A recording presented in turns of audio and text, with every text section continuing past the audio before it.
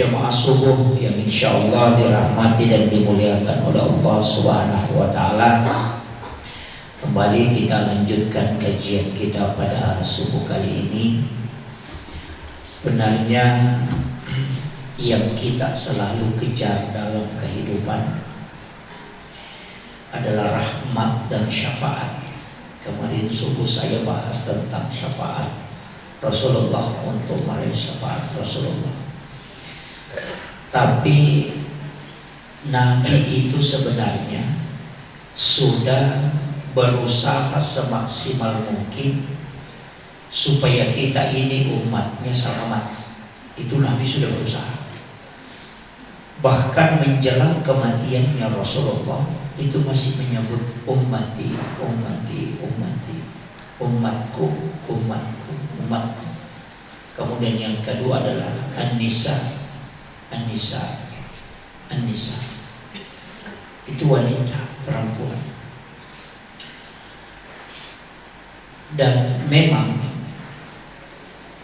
kita ini sebenarnya karena umat terakhir, sehingga semua ibadah-ibadah Nabi terdahulu itu menjadi hadiah kepada umat Rasulullah. Jadi memang permintaannya Rasulullah itu, jadikan umatku adalah umat yang terakhir, supaya dia tidak lama di alam kubur. Ketika dia disiksa, tidak lama dia disiksa. Umatnya Nabi Musa yang melakukan dosa, yang disiksa di alam kubur, itu sampai hari ini masih disiksa. Saking lamanya. Tapi yang diberikan keselamatan oleh Allah, ya diberi keselamatan. Tapi untuk umatnya Rasulullah itu Nabi minta supaya menjadi yang terakhir. Kemudian yang kedua permintaannya Rasulullah, jangan panjang umurnya. Likulli syai'in hasabi wa hasabi ummati baina si'tina wa sab'in.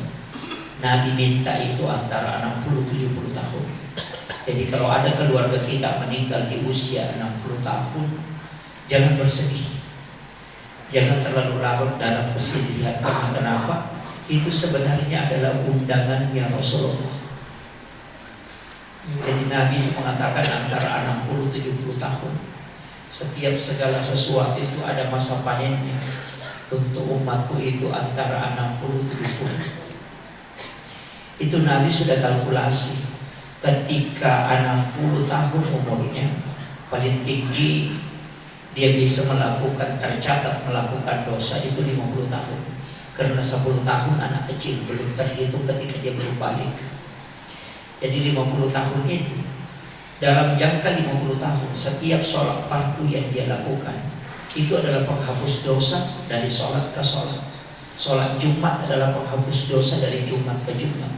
Ramadan adalah penghapus dosa dari Ramadan ke Ramadan. Kemudian umrah adalah penghapus dosa dari umrah ke umrah. Begitu pula dengan haji. Sedekah juga demikian. Bahkan penyakit, kata Nabi, itu adalah penghapus dosa. Tidaklah orang yang tertusuk duri juga adalah merupakan, itu diampuni dosanya di sisi Allah. Jadi kita ini umatnya Nabi dapat berkah betul. Ketika disenangi oleh orang, berarti itu adalah tanda Allah meridhoi kita. Tapi ketika orang mencaci maki kita, benci kepada kita, itu ladang untuk mendapatkan banyak pahala. Kan begitu. Jadi sebenarnya dalam hidup ini tidak ada ketika kita dicaci berarti kita dapat transfer pahala. Seandainya orang tahu orang yang mencaci orang itu, maka dia tidak akan pernah mencaci. Karena itu mengalir pahalanya kepada orang yang dicaci. Itulah makanya kalau kita pulang dari sholat berjamaah, kemudian melihat ada orang di pinggir jalan tidak pergi sholat berjamaah, jangan bilang orang celaka itu, orang apa, jangan. Doakan dia supaya Allah memberikan hidayah. Jangan sampai pahala kita habis. Ya, ini kan fatal ini, Pak. Makanya dalam agama ini semua timbal balik itu, Pak. Kita diberi kesehatan oleh Allah, itu tanda Allah memberi nikmat kepada kita. Tapi ketika kita diberikan penyakit, dua kemungkinan. Kalau Allah bukan menguji, kemungkinan Allah akan menghapuskan dosa-dosa kita. Jadi Nabi sudah minta semua itu. Ketika dia diberi nikmat begini, ketika dia diberikan ujian seperti ini, Nabi tidak minta kepada Allah supaya tidak diazab. Kita tidak diazab. Kemudian Semua ibadah, semua aktivitasnya itu sudah menjadi ibadah. Makanya dari sinilah kenapa kita mesti nyambung ibadah. Kayak tadi sujud terakhir sholat subuh, mestinya kita niatkan memang untuk sholat Jumat itu, supaya connect. Jadi kemana-mana kita nanti jalan tetap menuju ke sholat Jumat. Kalau kebetulan kita ke pasar kemudian kita kecelakaan meninggal, itu cuma malaikat Allah tanya dari mana dia dan mau kemana. Tadi dari sholat subuh menuju untuk sholat Jumat. Kan begitu. Makanya perjalanan itu ibadah selamanya. Jadi inilah cara mengikat kehidupan kita supaya tidak terlepas dari ibadah. Makanya Imam Nawawi di masjid ketika menulis hadis Arba'in Nawawi 40 hadis pilihan, itu mendahulukan di hadis pertama yang dia tulis adalah hadis tentang niat. Innamal a'malu binniyat wa innamal likulli imri'in ma nawa. Kenapa hadis tentang niat diutamakan? Karena semua aktivitas kehidupan dunia ini, mana lari ke dunia, mana lari ke akhirat, itu hanya tergantung pada niat, bukan perbuatan. Jangan lihat katakan bahwa orang yang pergi pasar itu mengejar dunia. Oh tidak. Ketika dia berangkat ke pasar untuk mencari nafkah halal untuk anak istrinya, apa kata Nabi? Man kharaja fi baiti, siapa yang meninggalkan rumahnya untuk mencari rezeki halal Allah demi untuk keluarganya, maka dia berjihad di jalan Allah. Tukang ojek itu Pak bisa berjihad, padahal dia mengojek. Yang penting dia niatnya untuk mencari nafkah halal untuk anak-anak dan istrinya. Apalagi kalau dia niatkan, semoga ada bisa dipakai anakku sekolah di pesantren, semoga ada yang bisa saya gunakan untuk bersedekah di masjid. Oh itu mulia sekali. Jadi jangan katakan orang yang pergi mengojek itu dapat dunia saja, nanti ke masjid baru akhirat. Oh tidak begitu. Makanya agama ini diikat oleh niat. Itu pentingnya berniat sebelum berangkat. Tapi kalau ada tukang ojek mau berangkat dan bilang mau pergi mengojek supaya dipakai bayar cicilan motor, itu sampai tua hanya dapat cicilan itu. Kan gitu. Makanya mesti diikat semua ini. Orang yang mau pergi mengajar jangan pikirkan gajinya, tapi bagaimana kita bisa mentransfer ilmu. Dan hadis Nabi, man kharaja fi baiti li talibil ilmi fa huwa syahid at-tayyib. Orang menuntut ilmu saja itu disebut jihad kata Nabi, apalagi orang yang mengajarkan ilmu. Dan yang mendapat bagian khusus adalah orang yang mengajarkan ilmu itu. Hanya luar biasa. Tapi Sayyidina Ali, apa kata Sayyidina Ali? Sungguh celaka orang yang tidak berilmu pengetahuan. Tapi masih sungguh celaka orang yang berilmu pengetahuan dibanding yang tidak berpengetahuan ketika mereka tidak mengajarkan ilmunya, karena nanti akan dikekang di hari kemudian. Jadi nanti di hari kemudian itu Pak, bukan orang bodoh yang ditanya, tapi yang ditanya itu orang berilmu. Kenapa kau tidak ajarkan ilmu?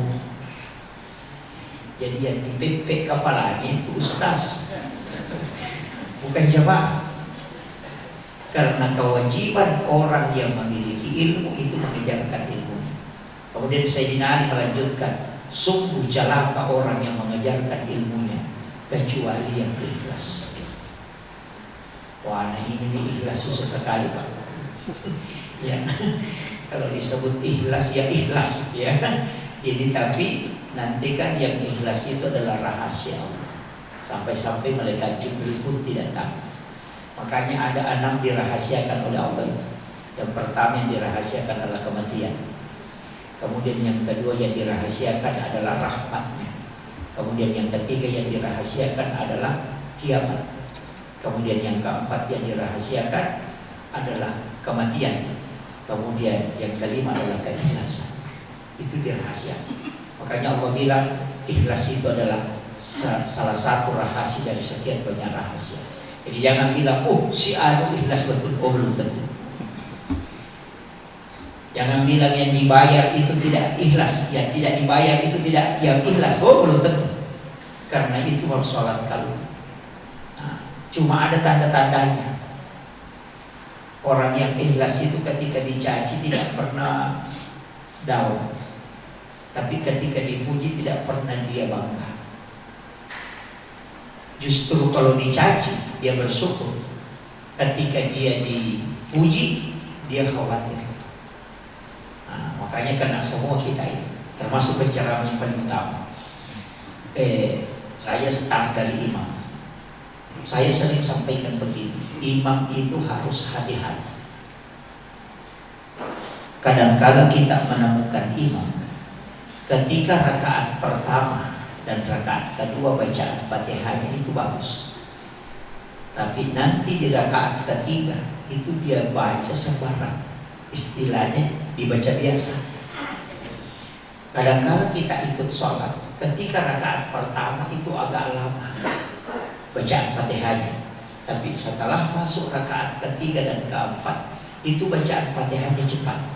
Pertanyaannya, kenapa Fatihahmu yang rakaat pertama kedua kau perbagus, sedangkan ketiga dan keempat kau baca biasa? Karena yang pertama yang kedua didengarkan jamaah, yang ketiga dan keempat tidak didengarkan jamaah. Kalau ada imam melakukan seperti ini, berarti itu sholatnya adalah sholat yang bukan untuk Allah, tapi itu untuk jamaahnya. Itulah imam nanti yang akan dilemparkan pahala sholatnya di mukanya. Ini fatal. Tapi tidak ada imam yang memuji begitu, Pak. Ini saya ingatkan ya. Kita kalau di tarekat itu di pelindian, makanya saya paling takut. Itu kalau kau sholat, kalau kau perindah bacaanmu, kau baca Fatihah itu dengan bagus. Tapi ketika tidak didengar jamaah, di rakaat ketiga hanya baca Alhamdulillah, kadang terlalu cepat. Tapi kenapa di rakaat pertama kau tidak baca seperti itu? Karena didengarkan oleh jamaah. Berarti suara kau perindah bacaanmu untuk jamaah, bukan untuk Allah. Padahal engkau bilang inna sholati wa nusuki wa mahyaya wa mamati lillahi rabbil alamin. Ini fatal.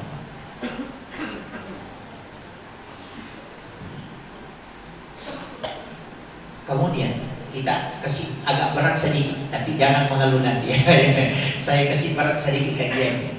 Kalau ada orang bersedekah, dia bersedekah nampak terang-terangan dan bilang tanpa nama 10.000.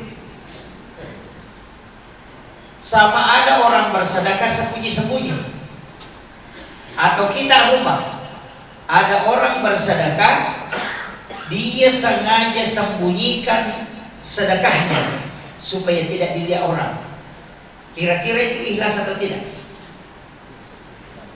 Hah? Itu musyrik kalau dalam tasawuf.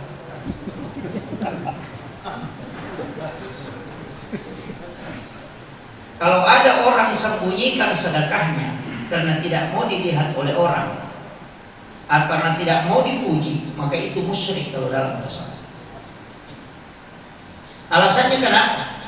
Kenapa kau sembunyikan? Karena supaya tidak dilihat manusia. Berarti sedekahmu untuk penilaian manusia, bukan karena Allah.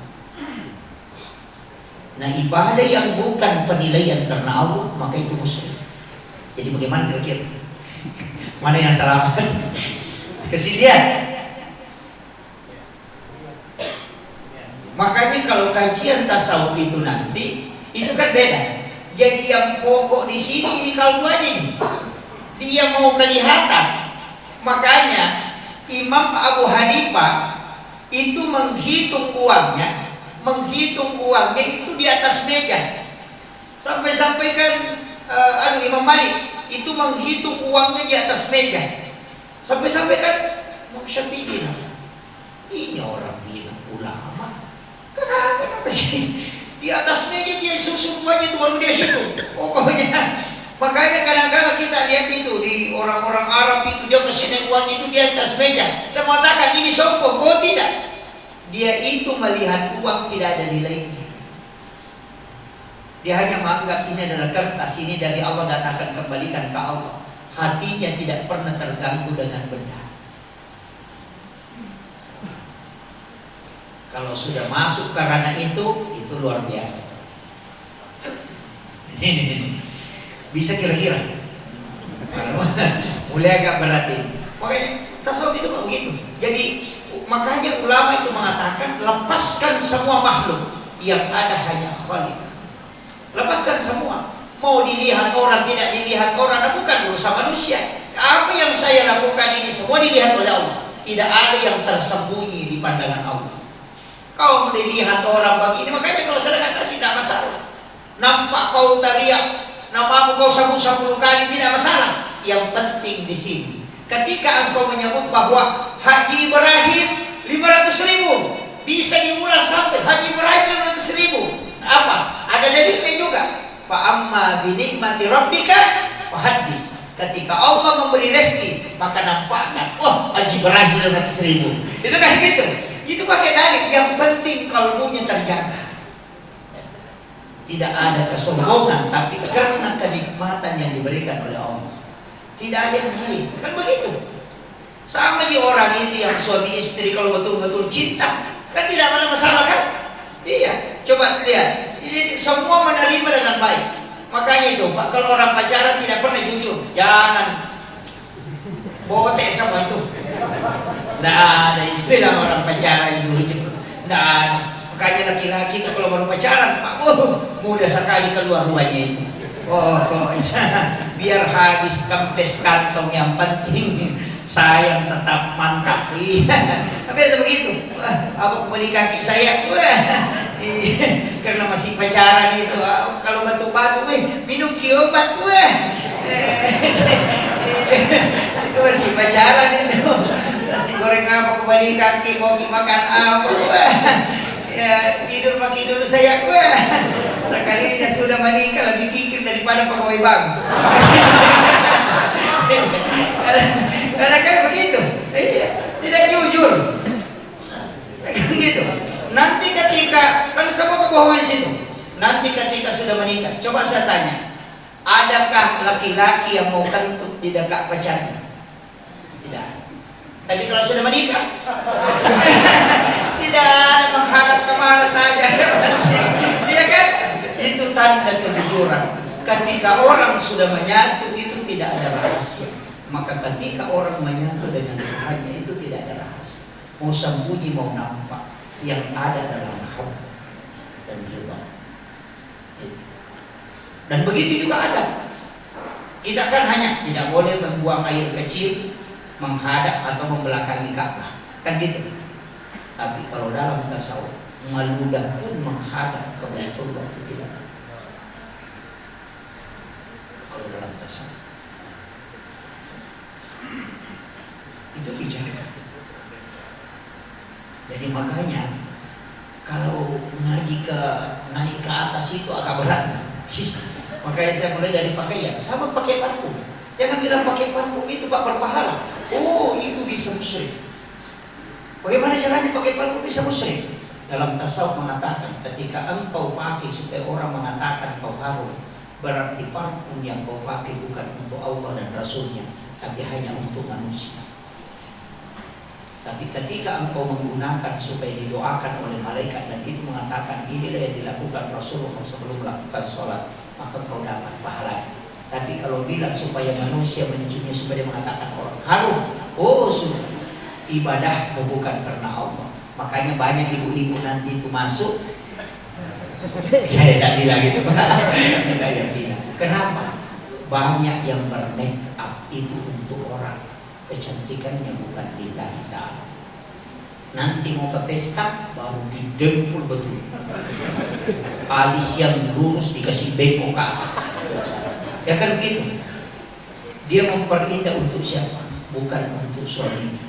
Karena saya belum pernah temukan ibu-ibu hidangkan air panas untuk suaminya, alisnya dikasih bengkok ke atas. Masih lurus-lurus saja. Itu kan gitu. Artinya apa? Kecantikannya hanya ditampakkan untuk orang, dan itulah riya, dan itu akan mendapatkan siksaan kelak.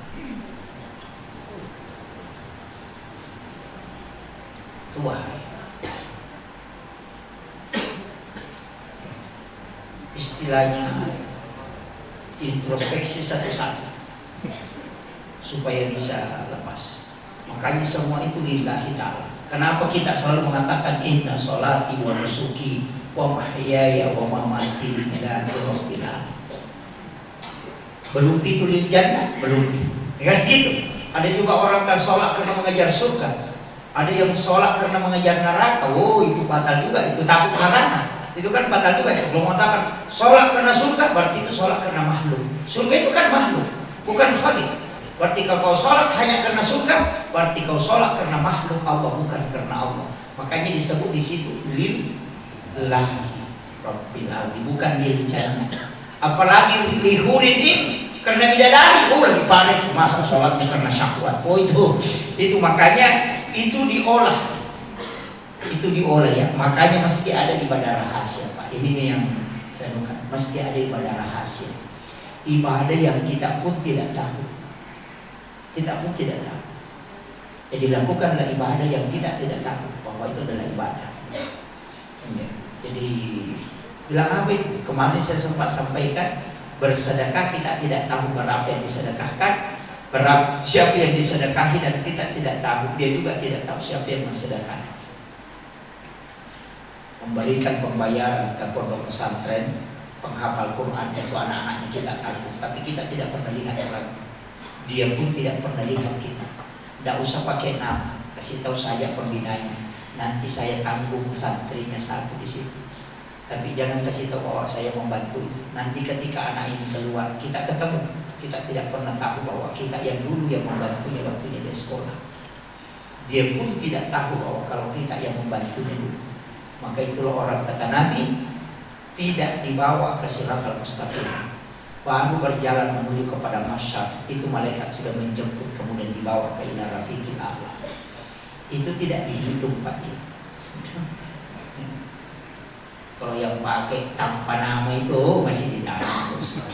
Apalagi yang sumbang anak yatim pakai amplop baru disoting, oh masih di balai-balai itu. Nah, prosesnya. Itu tidak mudah. Makanya dalam kehidupan ini bertahap. Saya pun masih jauh dari situ. Jadi kita masing-masing bertarekah, artinya masih berjalan. Tarekah itu kan jalan. Kita ini bolak-balik dari rumah ke masjid, itu tarekah juga itu. Jamaah tabligh yang kemudian keluar 3 hari itu bertarekah itu. Iya. Jadi semua orang itu yang menuju ke kebaikan, ya sudah, tarekah itu jalan. Dan ingat, 1000 karamah, 1 istiqamah itu masih lebih utama 1 istiqamah daripada 1000 karamah. Kelebihan-kelebihan dimiliki oleh orang daripada yang istiqamah itu ya cukup. Makanya wirid zikir itu jangan tinggalkan. Sesudah sholat subuh begini, walaupun bukan bulan Ramadan, Pak, jangan hanya Ramadan. Karena kalau Ramadan, buka Quran, pokoknya baca tahajud terajin. Lewat Ramadan berhenti juga. Biasa begitu di kampung saya.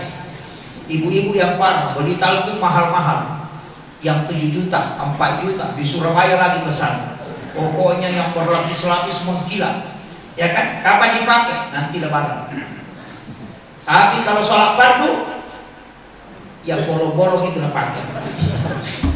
Padahal sholat sunnah Idul Fitri itu sholat sunnah kan, baru di sholat fardu dia tidak pakai yang bagus. Oh itu batal.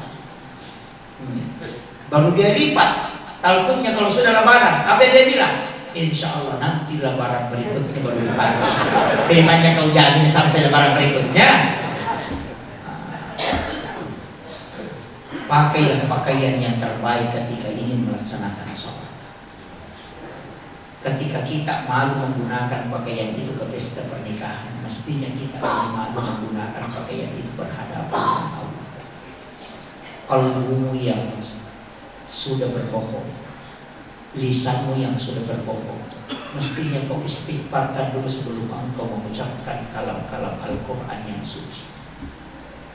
Sebelum membaca Al-Quran, la yamassuhu illal mutatahharun, jangan engkau menyentuhnya kecuali dalam keadaan suci.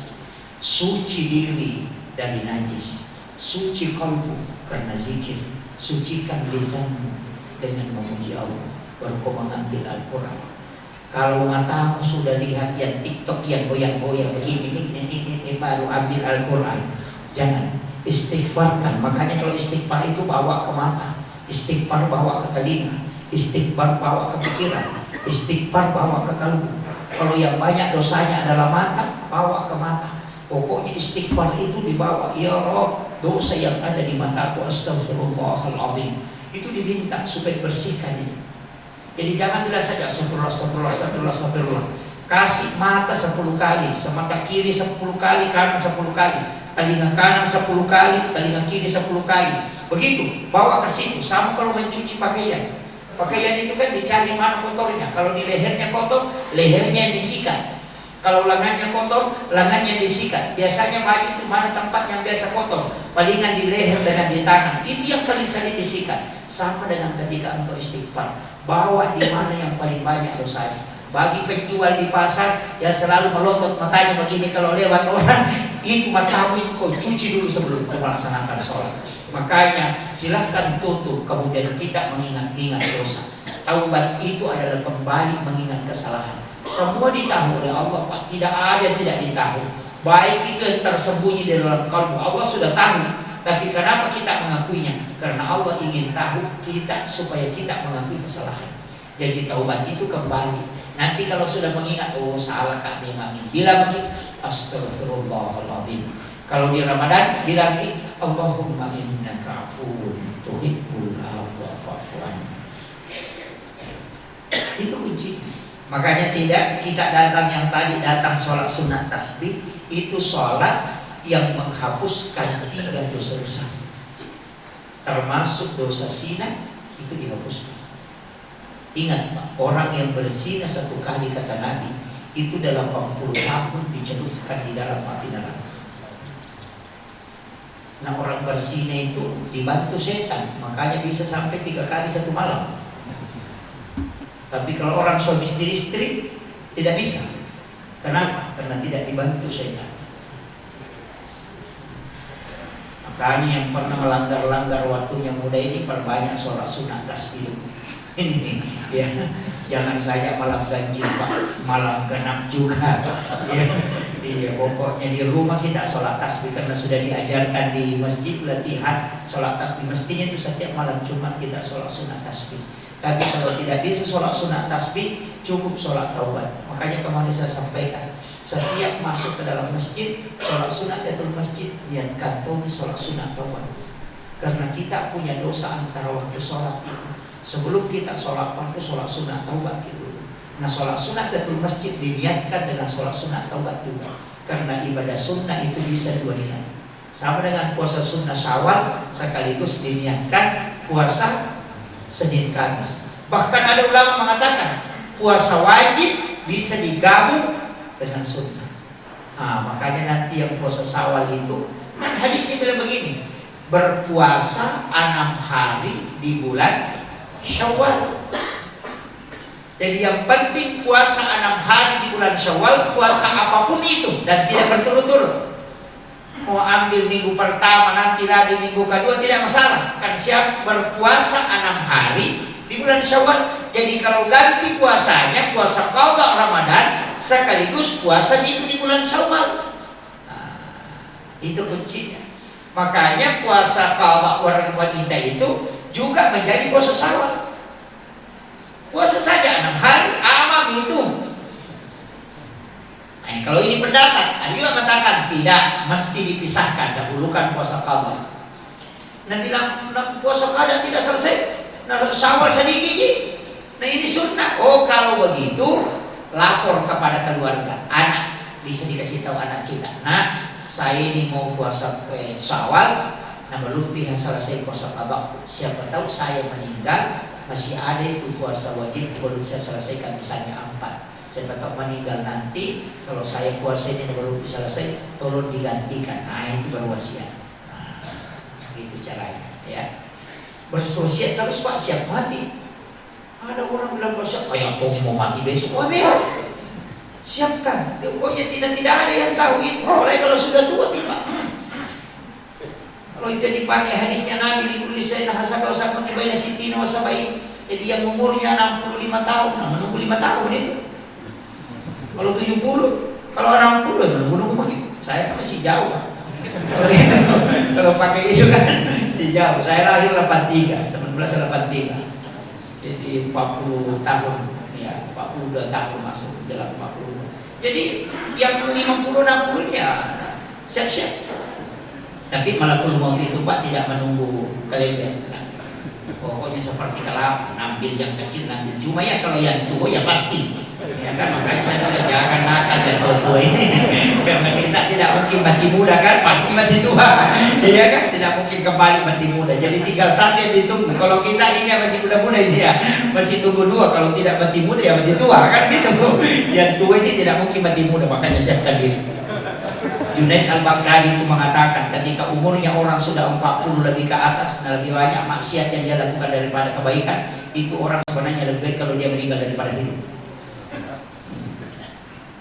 Kung kataw pataklo nito umuruk na namiga mong masalah na jaman ni malicing lebih di kumati ni betul. Itu Junaid al-Baghdadi itu. Dia karena kenapa? Dia sudah merusak hidupnya. Makanya saya kasih tahu, saya pesankan ini. Kalau jamaah yang muda-muda ini dan masih anak muda, perbanyak istighfar. Tidak usah terlalu banyak dulu sholawat. Yang muda-muda, supaya Allah mudahkan rezeki, dimudahkan pernikahannya, dimudahkan rezekinya. Tapi kalau yang umurnya 40 ke atas, kesimpang istighfarnya dengan sholawatnya. Tujuannya apa? Supaya apa yang diberikan oleh Allah itu diberikan barakah. Tapi yang tua 55 ke atas, kurangi istighfar, perbanyak sholawat, supaya kita dimudahkan melewati kematian. Jadi jangan berimbang. Kalau sholawatnya 1000, istighfarnya bisa 500. Tapi yang muda dibalik, 1000 istighfar, 500 saja sholawat. Karena istighfar itu membuka semua itu. Apalagi yang muda itu banyak dosanya, karena masih tinggi syahwatnya. Tapi yang tua juga sekarang, bukan yang muda saja, yang tua juga, apalagi yang pirang-pirang rambut itu. Ini tidak ada di sini. Tapi ada pertanyaan kemarin itu ya. Jadi ini penting saya wasiatkan ya. Makanya tetap periksa semua Pak. Kalau kita mau pakai baju itu karena lillahi ta'ala. Kita mau pakai parfum itu parfum itu lillahi ta'ala. Ya. Jadi ketika kita bahkan mau makan saja, itu betul-betul kita doakan itu. Makanya saya itu kalau sebelum makan itu pasti berdoa. Pasti berdoa. Bukan hanya membaca Allahumma barik lana, itu bismillahirrahmanirrahim. Itu doa paling pendek itu. Kalau mau makan, minta makanan itu memberikan keberkahan. Minta makanan itu supaya menjadi obat ketika masuk. Minta makanan itu supaya masuk ke dalam tubuh itu untuk memudahkan kita dalam beribadah. Minta makanan itu supaya bantu kita dalam kekhusyuan. Minta makanan itu supaya menghindarkan kita dari dosa. Minta makanan itu supaya memberikan nur dalam kalbu kita. Itu tujuannya makanan. Makanya kalau minum air itu lihat. Itu namanya satu kali minum itu bisa mengisi sampai 10 barakah. Iya. Bahkan ada riwayat itu mengatakan siapa yang minum, jadi bismillahirrahmanirrahim, diminum satu teguk, baru lepas alhamdulillahirabbil alamin. Baru bismillah lagi, baru diteguk, baru lepas alhamdulillahirabbil alamin. Bismillah lagi, baru diminum, baru lepas, baru alhamdulillahirabbil alamin. Siapa yang minum seperti itu kata Nabi, selama air itu masih ada di dalam perutnya, dia tidak akan melakukan dosa besar. Itu janjinya. Nah kadang kita kalau minum 1 kali diangkat. Ada bahkan pernah saya dapat orang minum itu Pak, mulutnya saja yang goyang. Ini lagi parah ini. Iya, itu minuman itu besar pengaruh.